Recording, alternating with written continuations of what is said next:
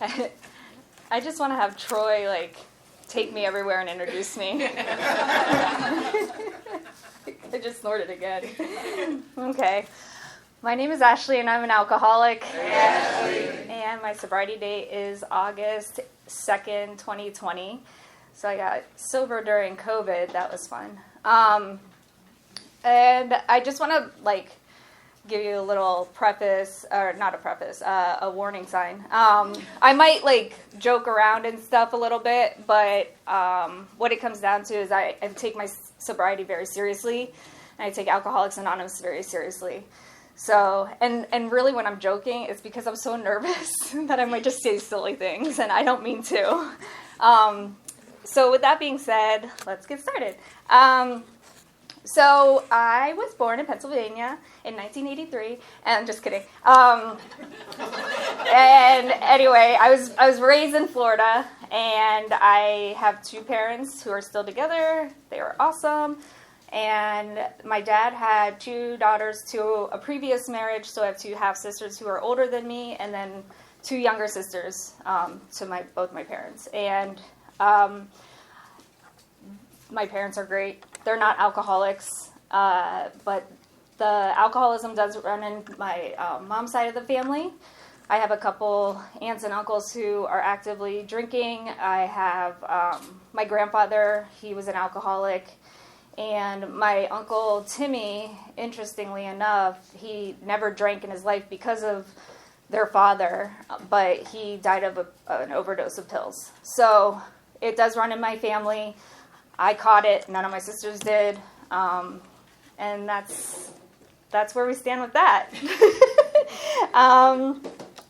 So growing up was fine. I have a great family life, nothing traumatic.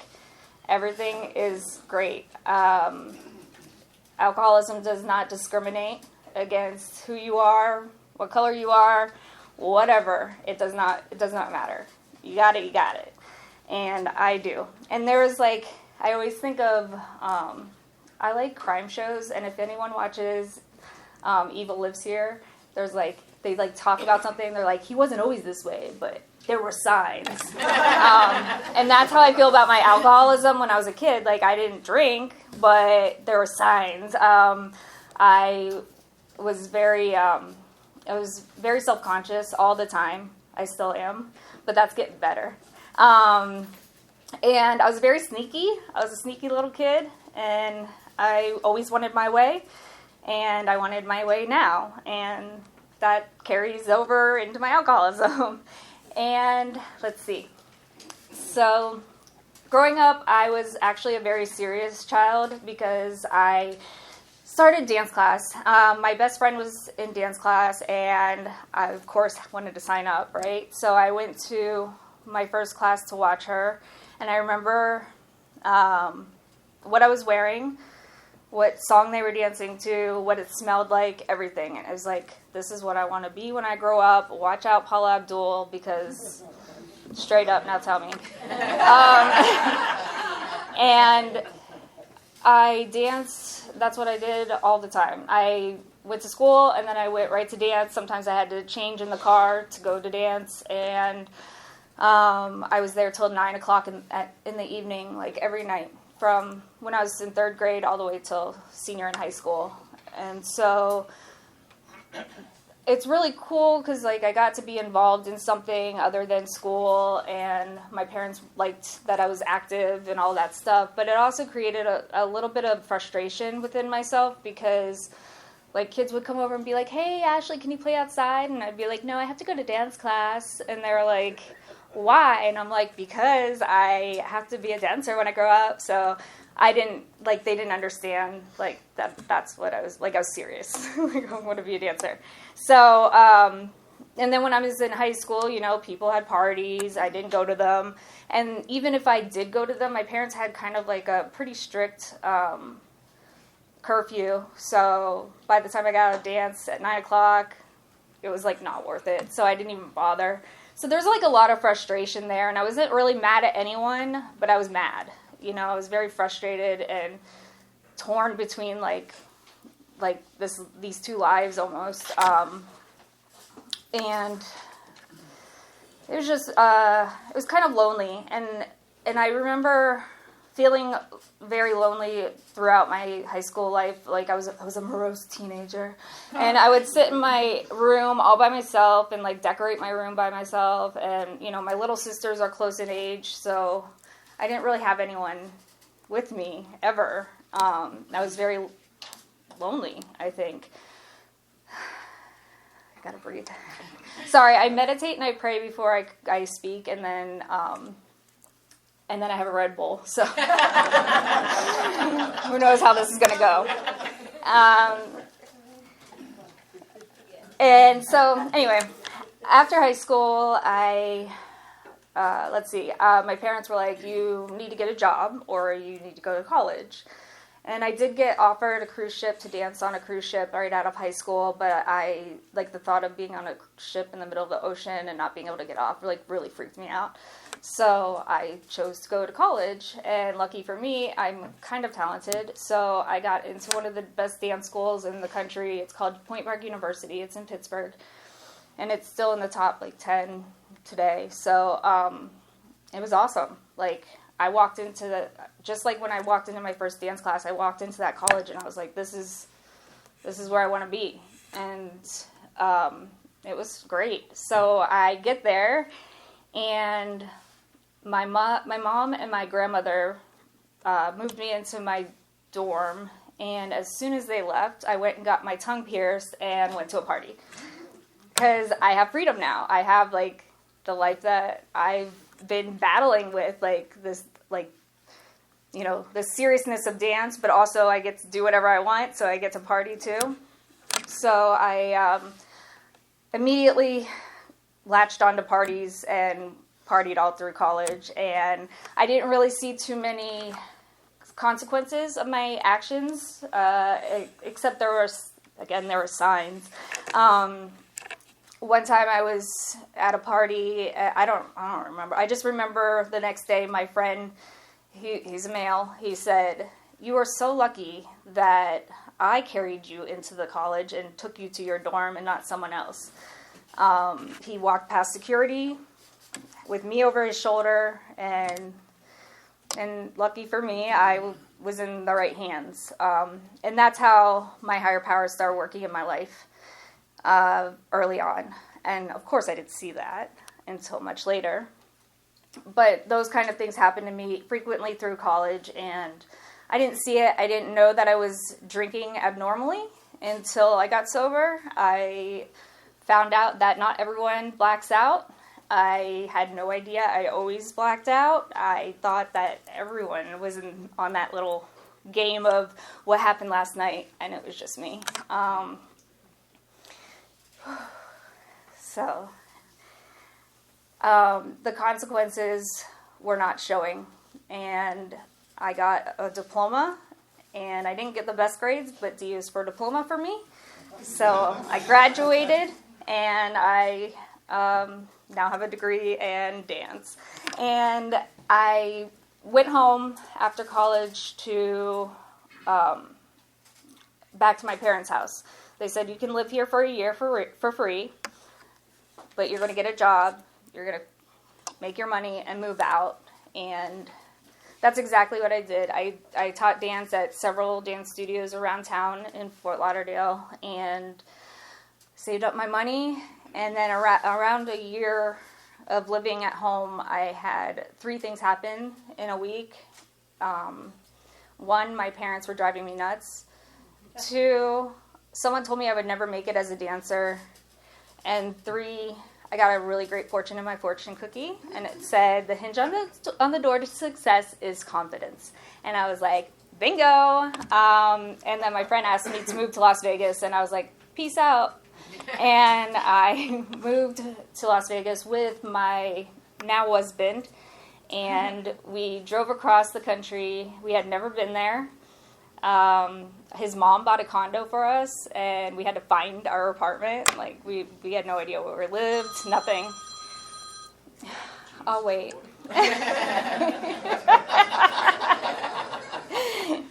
So I go to Las Vegas, and that's all great because guess what? I got to do what I wanted to do, and what I've been working so hard to do is dance professionally as a dancer. And I did really well. I was in several shows on the Strip, and I taught dance. And then there's a lot of gigs that I got to do. I mean, lots of fun things. I was on the Craig Ferguson show. I did some really neat things out there. However, when I was in this one show called Sin City Bad Girls,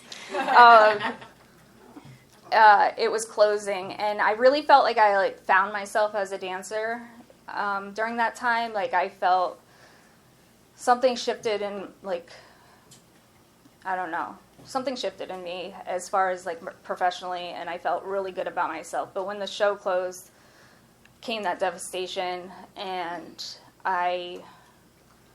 let me back up just a little bit. During that show, my friends in it, they would drink during the show. They would have a beer and a shot, or just a beer, and I was like, I can do this too. And so it became a game for me. And so I was like, well, if I can have a beer and a shot before the show, what about 2 beers and a shot? What about a beer and 2 shots? And it just became this ongoing game with myself. And then it got to the point where I was drinking so much. I was getting drunk before the show, getting sober before the show, going to the show, drinking during the show, and then whatever. So this is a progressive disease, and it was really starting to progress at this point. And I didn't have a job, and by this time I was married, and I had a house, and I had my car. I had a pretty decent life. I just had to apply myself. But instead of applying myself, the drinking became more frequent. The hiding of the bottles became a thing. Why do we do that? I don't get it. But I was hiding bottles from myself, and I was literally a closet drinker. I would walk into my big closet and be miserable and drinking in the closet and and it was just slowly getting there. And I started partying a lot for days at a time with other party favors. And one time I was not being the best wife, and I was doing other things and that are not wife-like, I guess. And I ended up crashing my car by Nellis Air Force Base, and I had bottles throughout my car. I was throwing them over the fence, and this is after 3 days of being awake too. And I crashed my car into a ditch, and I found out very quickly that I cannot get my car out of this ditch even if I pushed it. I do not have the powers that I thought I did. But I was very lucky. I didn't hurt anyone. I didn't hurt myself. And there's my higher power working in my life. Not quite how I pictured at the time, but now looking back, I realize he was working hard. And the police even pulled me over, and they gave me a breathalyzer. I had 2 shots, and I was a little bit over the limit, but not much. And he just said, don't drink and drive. And I was like, yeah, I didn't. I slipped on a banana peel. I don't know. I made up something that I ran over or something, even though I don't remember doing it at all. And then a month later, I was borrowing my husband's car, and I was going to a job, and I got pulled over for being on my cell phone. But guess who was drunk? Yes, that was me. And I smelled I smelled really bad. And he said, whoa, get out of the car. And here's my higher power working for me. And I didn't see it. I got arrested. They loved me in jail. They really did. And I couldn't even leave when they went to release me because I blew a .28 and I was still drunk when they went to release me the first time. And I had to go back into my cell. I walked around and I took a drink of water every time I walked past it. And then I did some yoga. It helped because they let me go after that. They asked me where they said, do you know where you are? And I said, jail? And they said, yeah, but like, do you know where you are? And I was like, no. I have no idea. I've never been here. Right outside, if you cross the street, it's the Golden Nugget. And I was like, okay, cool. I can get a drink, right? Like, that's my first thought. But in Las Vegas, they card you, or I don't know if they still do this, but they carded you no matter what. Like, you got carded. And I was like, shoot, they have my license. So luckily I have a friend who is a cab driver, and he picked me up and was like, why am I picking you up at the Golden Nugget? And I said, somebody got arrested. And then I went and got alcohol, and then I got drunk again. Because, I don't know, even though I got arrested, like when I got arrested, I was like kind of okay with it, and there was like a sense of surrender there. And I was like, cool, I can like sober up and I could stop, but I couldn't anymore. My car would automatically go to the gas station to pick something up. It wasn't like I was trying to get drunk at this point. I was just getting drunk, and I had no control over it. And finally,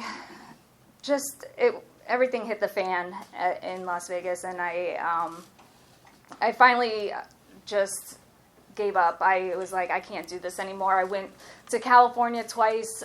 A friend of mine flew me out to get me away from there.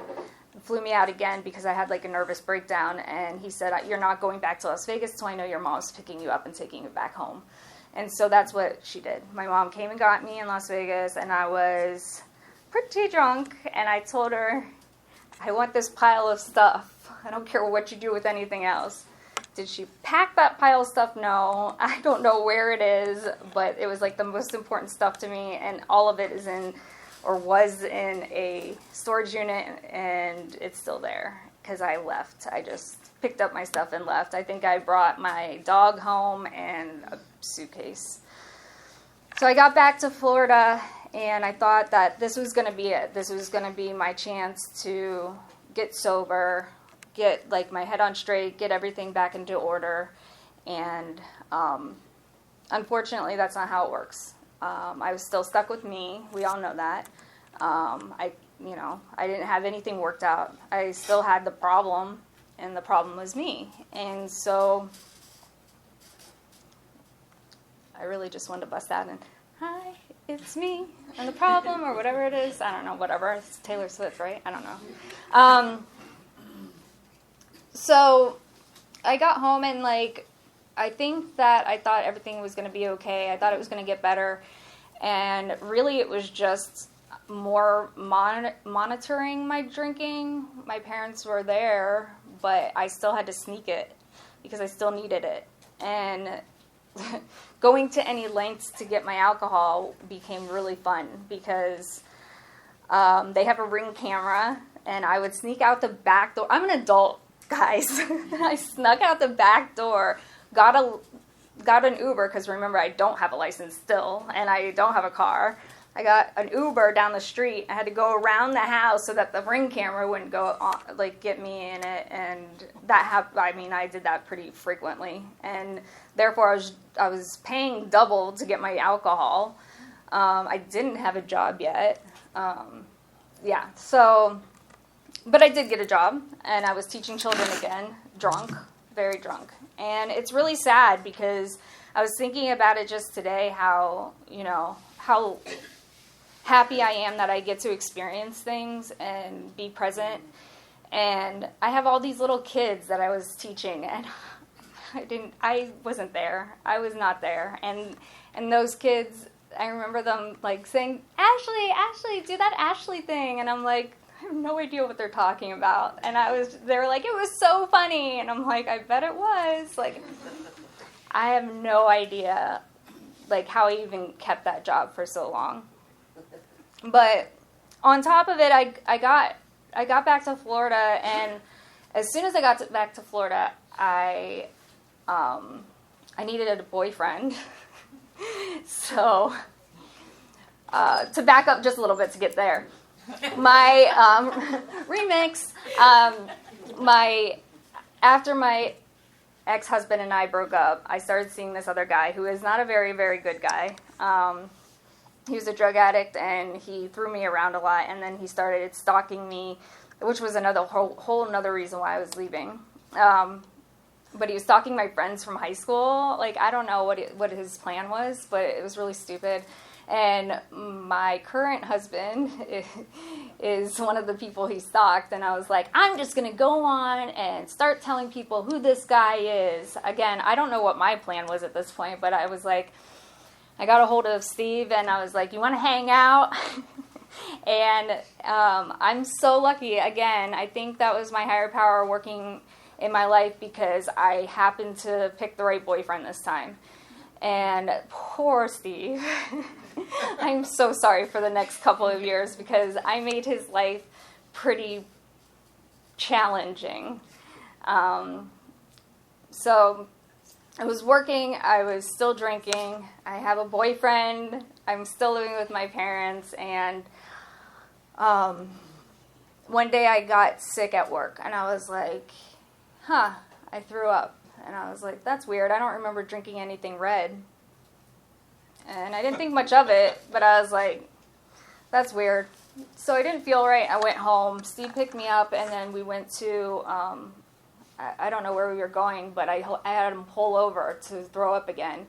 And this time it was red again, and he said, that's blood. And I was like, oh, no, it's just something I ate.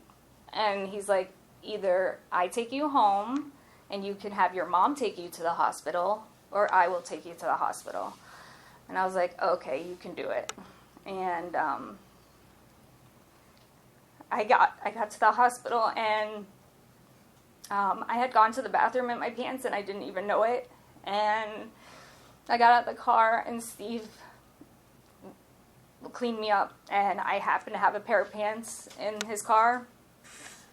And I realized that this person really loves me, because it was pretty gross. And I'll never forget how disgusted with myself I was. And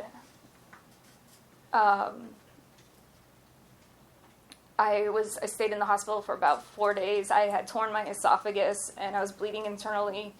And if I didn't get it fixed, I would die. So I got a handkerchief. Thanks, Chris. So I stayed in the hospital. The gastroenterologist, that guy, he looked at me right in the eyes, and he said, if you don't stop drinking, you are going to die. And I said, okay. And I continued to drink for about 3 or 4 more years. And I don't know, I stopped for like 50-something days. I know that because I wrote it in my notes on my phone, and one day I saw it. But then I was like, I should be cured now. I should be fine. I can drink. And I couldn't. I still drank, and I couldn't stop at all. And my parents would say stuff like, you need help. And I was like, I don't know what that means. I have no idea what getting help meant. I didn't know that asking someone or going to a place like this meant. So I continued to drink, and I would wake up and I would have to drink even though I didn't want to, and throw up that alcohol just to get some in me so that I didn't feel as shitty as I did.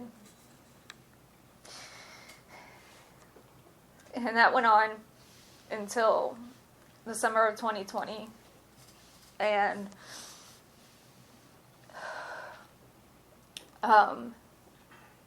COVID was like the best thing that ever happened to me, which is so messed up because I knew people that passed away during COVID. And I think it was my higher power talking to me, saying, this is your opportunity to get sober. I lost my job because of COVID, so I had nothing to do. And I started getting a distended stomach, and I thought that I was pregnant. And I took 3 pregnancy tests. And they were the digital ones, and one said yes, or pregnant, and one said not pregnant, and one said question mark. So I was like, well, if the pregnancy test are as confused as I am, maybe I should go get some blood work. Now that'll clear that up. So I went to get blood work to see if I was pregnant, and I was not. However, I didn't hear from them for a few days, so no news is good news, right? And then one Saturday night, it was like 11 o'clock at night. It was like some absurd hour. They called me, and they said, you need to go to the hospital right now, to the ER. And they didn't tell me why. They just said, I need to go right now. And so as a very committed alcoholic would do, I drank a beer, and I took a nap, and then I took a shower, and then I had Steve take me to the hospital. And when I got to the hospital, they said, I don't know how you walked in here. My sodium level was so low that it was dangerous, and if they make your sodium go higher too fast, it can be bad for your brain. So, they had to do it very slowly. I had to get my blood taken every 2 hours, I think it was. My arms were completely black and blue from that. And after a few days in there, they said, you're going to need a liver transplant. And it's so weird. When I drank that last beer, I remember looking into the mirror and something was different. I was like, this is my last beer. I knew it. And I knew when they told me that I needed a liver transplant that it was going to be okay. Don't know why. Because this is the first time that I wasn't drinking over something that I probably would have normally. I mean, that's a big deal. And I was just okay with it. I was like, get me better. I just wanted to get better. And if that meant major surgery, I mean, that's what it takes, I was okay with this all of a sudden. And I felt different. I don't know what it is. And all I can think about now as a sober person is that it was my higher power working in my life. I felt it. When people said they were praying for me, I always brush people off when they say they're praying for me. I think that's so lame. But when they said that they were praying for me, I actually felt like they were praying for me. I felt something. And so I spent about the first month of my sobriety in the hospital. They let me out once, and then the doctor was like, you have to come back, I'm sorry. And I'm like, oh, it's okay. And so I don't even know why I was in there for so long. I just remember being in there for a really long time. And then they suggested that I go to Alcoholics Anonymous. Actually, they said, you need to go to a treatment program. We highly recommend, I'm like, what does that mean? What kind of plan? They said, an inpatient or an outpatient. I don't know what they were saying. But I heard Alcoholics Anonymous, and I just said, that's free, right? And I said, that's free. And I was like, I'm talking about a lot of medical bills for it, guys. So I went to my first AA meeting. My stomach was very distended. I looked like I was about 9 months pregnant with triplets, and I was a very strange color, and my eyes were very yellow. And I walked in and sat my booty down with my walker and my Depends on, and I sat there ready to go. And I knew that I was in the right place. I don't know why. My mom and dad yelled at me forever to stop drinking. I didn't hear them. I came into the rooms of Alcoholics Anonymous, and you never told me not to do that. You just said, come back. And that's what I kept doing. And I didn't get a sponsor for almost a year. There's too much going on, and I didn't have many women in my first group. But what I did do is I listened, and I heard the words honesty, open-mindedness, and willingness. And I heard that, and it stuck with me. And I was like, if I'm just open-minded and I'm willing, and the other one, I can't think of right now I'm sorry, I really have to go pee. So I heard those, and I listened to how it works every single day, and that helped me. And I listened to everyone else's experiences, and I saw that they were okay. And if they can be okay, I can be okay. And I started getting invited to go to breakfast after, which was wild for me. I was like, these people aren't drinking. They're acting like kind of crazy. I was like, wow, this is nuts. But they were so welcoming to me, and I was sober I had to be sober for 6 months to get my transplant, and at 6 months I got put on the transplant list, and I was only on it for 2 months, and I got the call. It was a week after my 38th birthday, and I told one person in my group of Alcoholics Anonymous, and the whole group started texting me immediately. And I just had to tell one person, and they all knew, and they were so excited for me. And it was amazing. It truly was. And I've never felt so blessed in my life. And I was only in the hospital for a week. The next day after my transplant, the nurses that came in, they were like, when did you get your transplant? And I was like, yesterday. And they were like, it looks like you've had it for a while. Like, that's how much different I looked.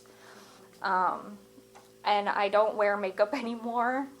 I used to wear some makeup, now I don't. I look completely different. I look younger now, I think. Or I just tell myself that, but whatever. That's between you guys. What you see here, who you see here, stay here. So I get my liver, and all I know about the donor is that she was a 30-year-old female. That's all I know.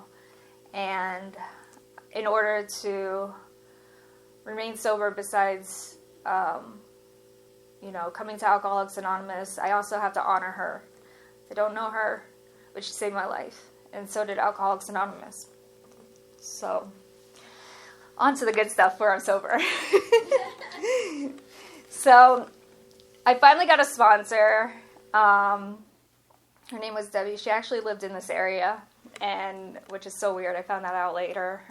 She had like 29 years when I got her as a sponsor. She was great, but I got her through Zoom, because Zoom was like my other source of getting to meetings, because I was bedridden a lot. So I would get to a meeting if I was up to it, and I was Zoomed every day in this 5 o'clock meeting, and I got a sponsor through there. So it was really hard, because you know what, like for me, being with someone else, talking through the steps, and being with another woman is a big difference than doing it through Zoom or on phone calls, and it's just a different experience. I mean, I thank goodness, like, when we read, like, all the history that, like, these alcoholics had to, like, find a phone to call someone just to, like, get information on Alcoholics Anonymous is, like,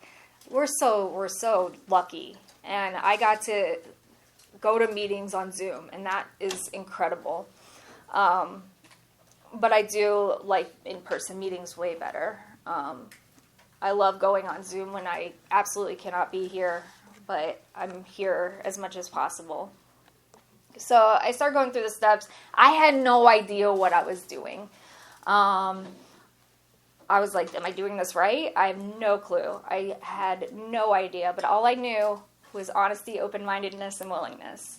And that's what I kept doing, is working through these steps, not knowing if I was doing it right, but I was honest, and I was open, and I was willing.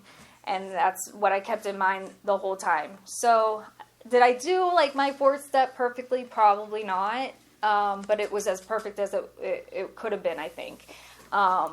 I was very honest with myself, with my sponsor, and I definitely went through the steps again, and more was revealed. And that's what I love about this program is I learn things, and it's like in this little chunk. And then as I move on and I do it again, I learn a little bit more, or something new pops up. And I love that because it's like, whoa, I didn't even know this was bothering me. And so it's crazy because every year that I've been sober, which is 5 years, I just got a couple marbles back. And like 5. Legit. But every year has shown me something new, and I learned something more about myself, and I've become more and more spiritually connected. And what sucks about it is I'm so like so much is going on in my brain now that it's hard for me to express. So like for those of my friends in here that are in the 6:30 meeting with me, I stumble through my words a lot because I have so much to say and I don't know how to articulate it because it's so big for me. The world has gotten way bigger. My world was so small, and now like it's so big that it's so overwhelming, and it's so awesome.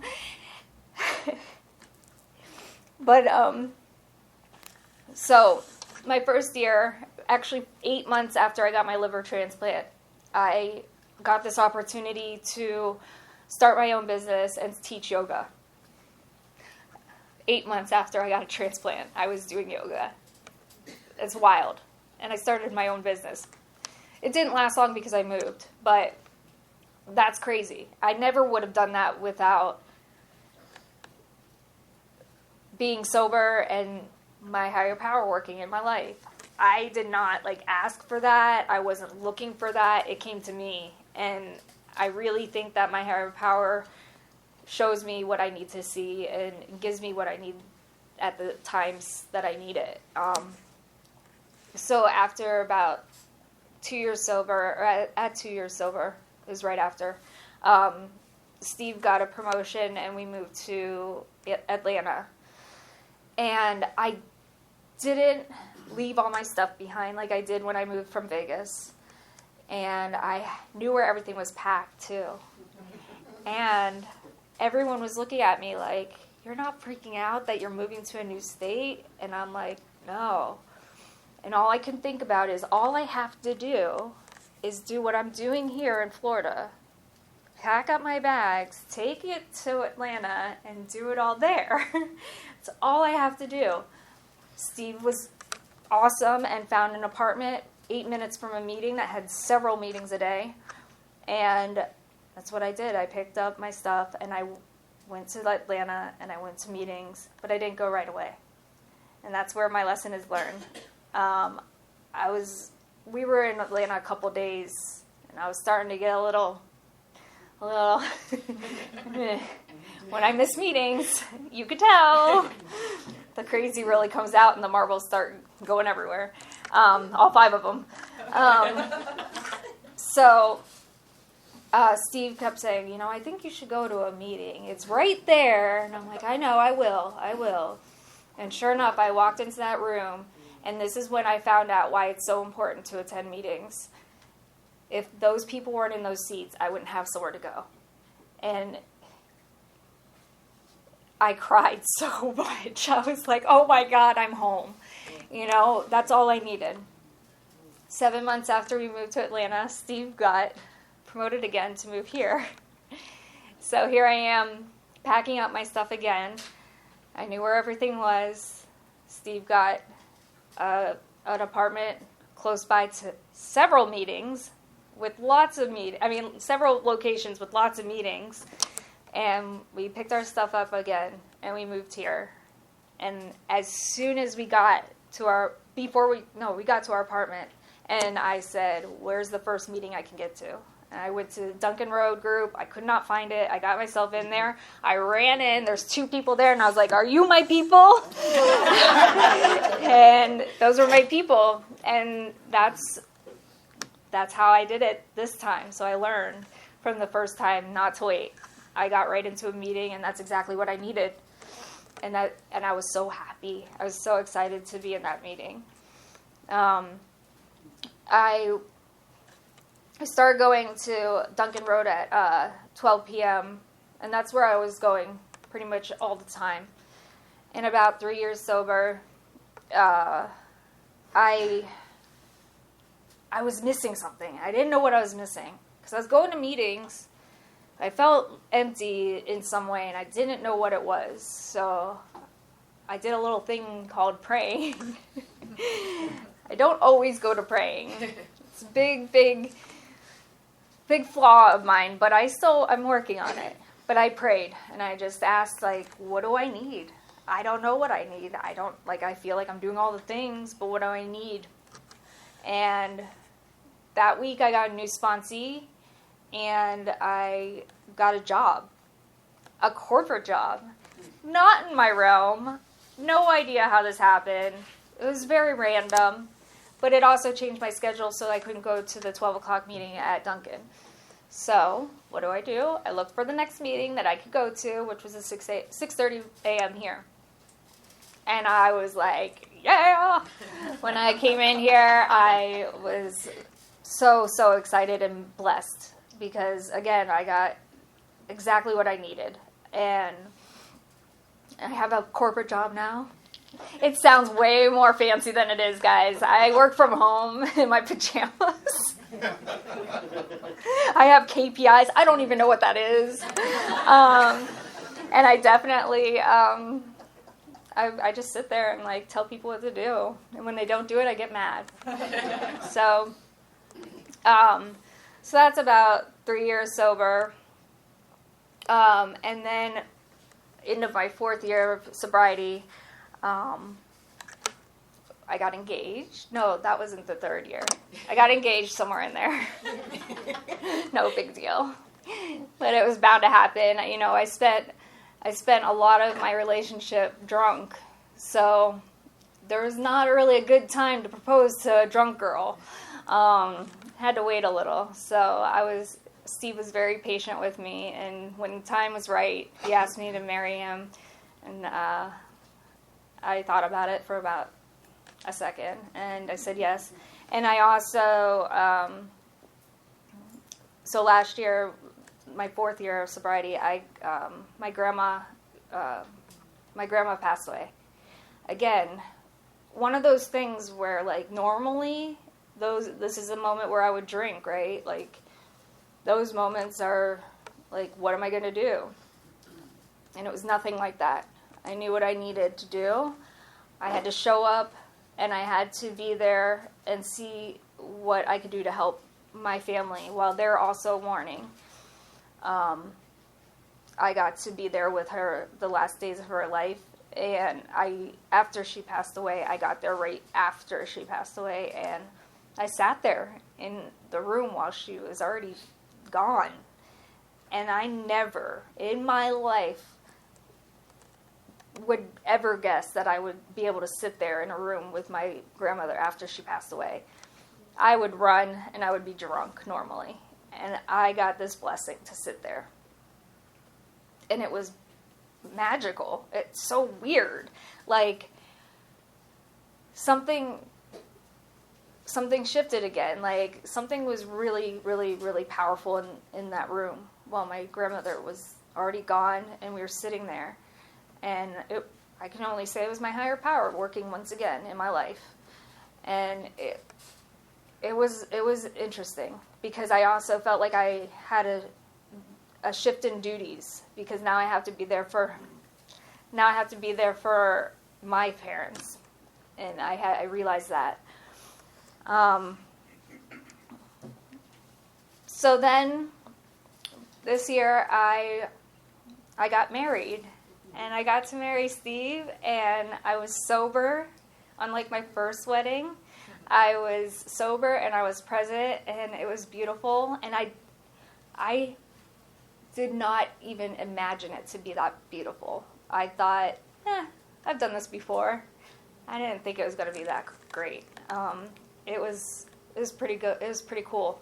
And my sponsor last year sat me down and we went through my amends list, and I hadn't made amends to my sisters yet.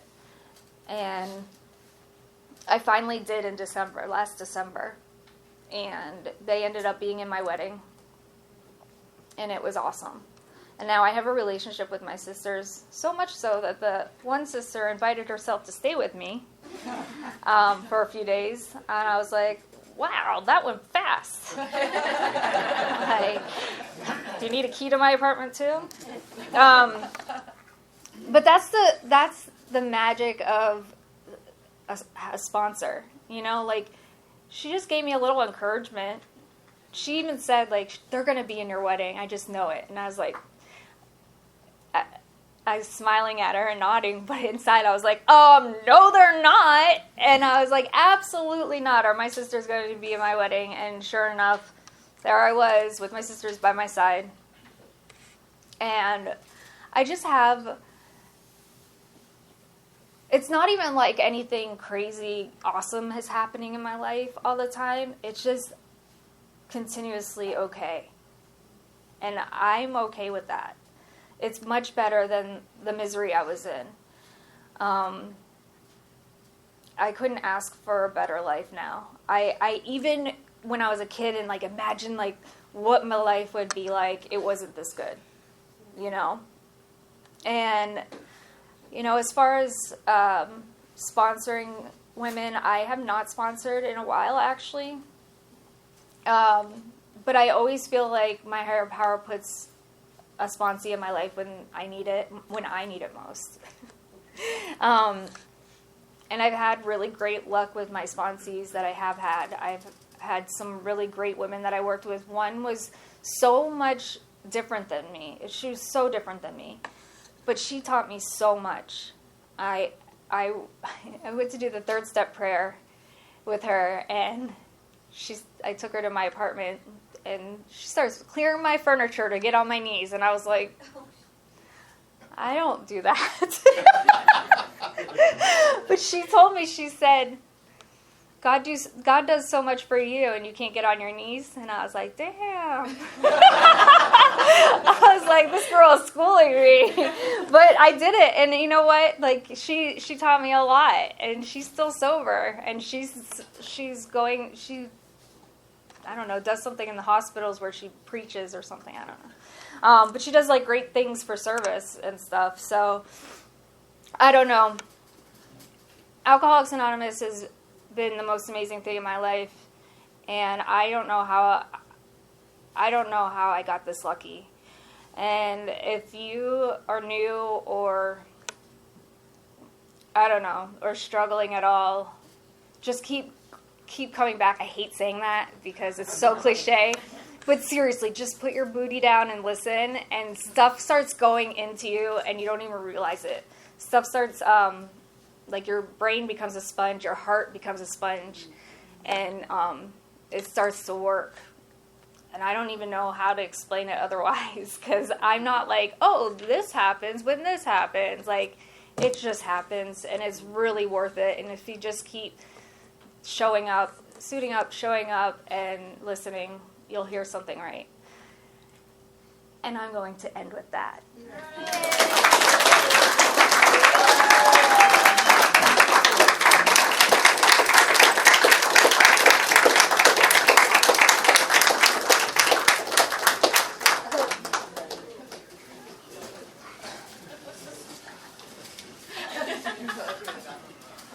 All right, thanks, Ashley.